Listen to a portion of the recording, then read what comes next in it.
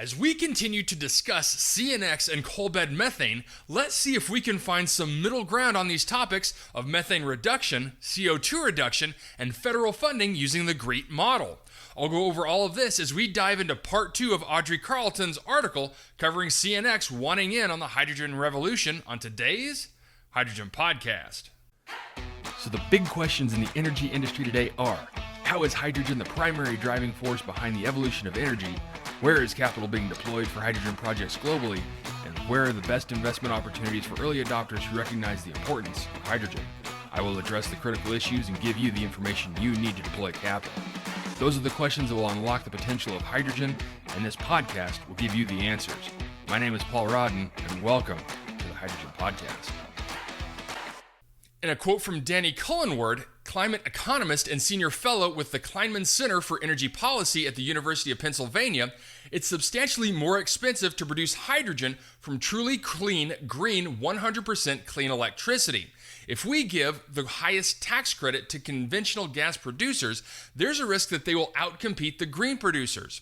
While the original version of the GREAT model that guides tax credits allows for negative carbon accounting, the Treasury Department is creating its own version of the 45V and is yet to determine how it will treat captured methane that would otherwise be spewed into the atmosphere. Methane is a climate menace, around 80 times more potent in the atmosphere than carbon dioxide over a 20-year time frame.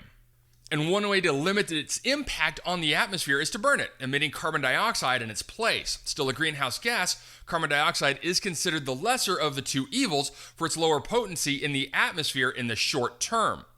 In a 26-page public comment filed to the Treasury Department, Brent Bobsine, CNX's Vice President of Sustainable Development, laid out the stakes, saying, "Methane emissions reduction plays a key role in our national strategy to meet climate goals. CNX argues that selling and burning methane is a climate solution. Coal mines are responsible for 8% of total planet warming methane emissions in the U.S. Capturing it would turn it into a fuel that CNX deems to be, quote, low carbon.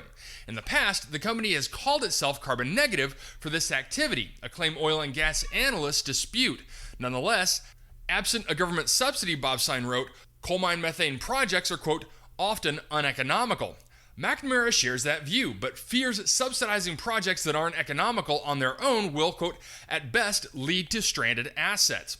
Capital and Maine sent Aiello, the CNX lobbyist, a list of questions about the tax credit and the firm's goals. The following day, the company published a blog post disputing the reporter's credibility and dismissed Capital and Maine as an organization, quote, known for its deeply biased coverage of the U.S. oil and natural gas industry. Aiello also responded privately with a statement saying, by capturing and utilizing waste mine methane for clean hydrogen production, we can mitigate a significant climate threat that currently lacks incentives, saying, our goals are simple. Help clean up the environment by reducing methane emissions while creating jobs and opportunity in some of the most disadvantaged regions of the nation in the process. Aiello urged as much in an email to Shapiro's office on October 18th, but with a more specific vision saying, let GREAT be GREAT. Aiello wrote in a bulleted talking point to a staffer, no new restrictions, no adjustments to negative carbon accounting per the current model. The Shapiro administration made the same case to the Treasury Department in a February 26th memo saying, as currently drafted, the 45V H2 GREAT model would exclude low carbon intensity sources for hydrogen production. Also saying, disincentivize the productive use of emissions abatement technologies such as coal mine methane. Also writing, these emissions abatement technologies should not be artificially excluded.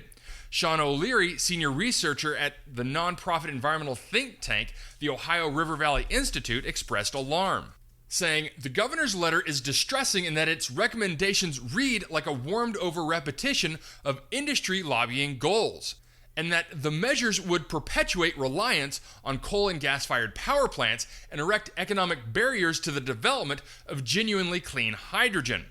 Capital and Maine sent Governor Shapiro's office a list of questions and received a statement from spokesperson Manuel Bonder in response saying, we know the successful development of clean hydrogen is key to Pennsylvania's energy future.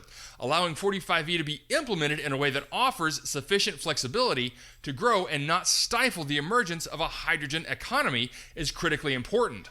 O'Leary's own ballpark calculations project CNX's proposal would earn the company billions in federal subsidies without making meaningful emissions reductions while risking reinvigorating the coal industry, all from a tax credit designed to help decarbonize the economy.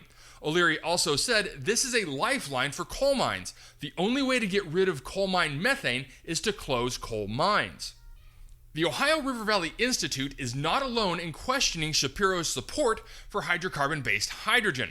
At the beginning of his term in 2023, a group of environmentalists sent him a letter urging him to reject blue hydrogen as a false climate solution.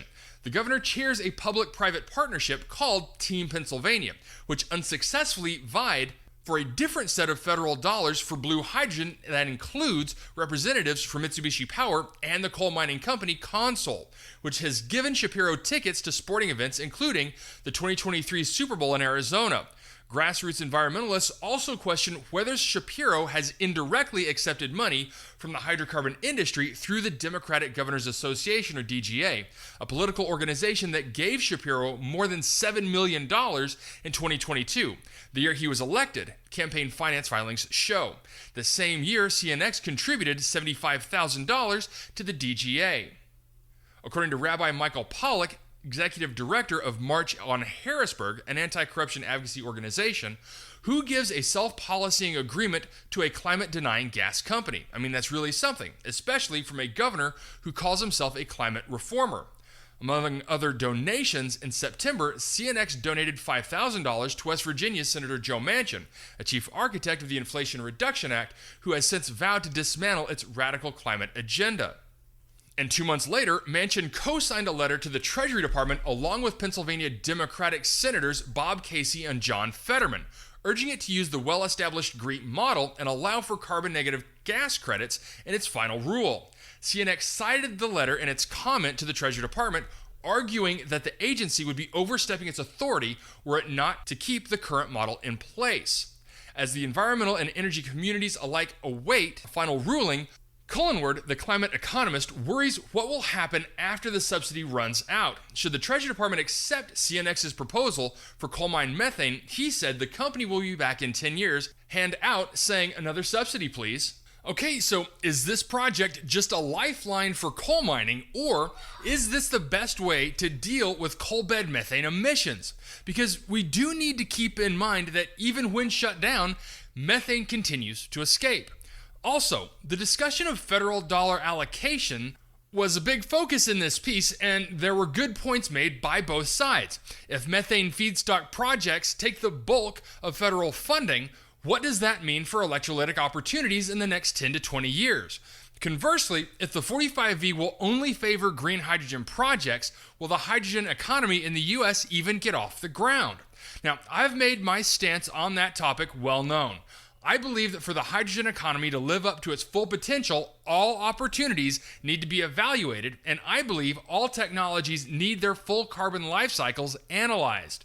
If the CI score for a project is under the threshold, then it should qualify for the 45V tax incentives. Simple as that. And also keep in mind that there are several other technologies that can be leveraged for hydrogen beyond electrolysis and steam methane reforming. Let's not forget about those. But back to the topic of subsidies. Yes, they will dry up at some point, and the hydrogen economy will need to be able to stand on its own 2 feet regardless of the technologies at the time. So my ultimate take on the matter is this. Unchecked methane emissions are a real problem. If CNX can come in and clean up those emissions and build up the hydrogen economy while doing it, I say let them. And that is assuming that they intend to capture and sequester or utilize the CO2. If that's the case, they deserve to receive the 45V, as does everyone else producing clean hydrogen. All right, that's it for me, everyone. If you have a second, I would really appreciate it if you could leave a good review on whatever platform it is that you listen to. Apple Podcasts, Spotify, Google, YouTube, whatever it is. That would be a tremendous help to the show. And as always, if you ever have any feedback, you're welcome to email me directly at info@thehydrogenpodcast.com. So until next time, keep your eyes up and honor one another. Hey, this is Paul. I hope you liked this podcast. If you did and want to hear more, I'd appreciate it if you would either subscribe to this channel on YouTube or connect with your favorite platform through my website at www.thehydrogenpodcast.com. Thanks for listening. I very much appreciate it. Have a great day.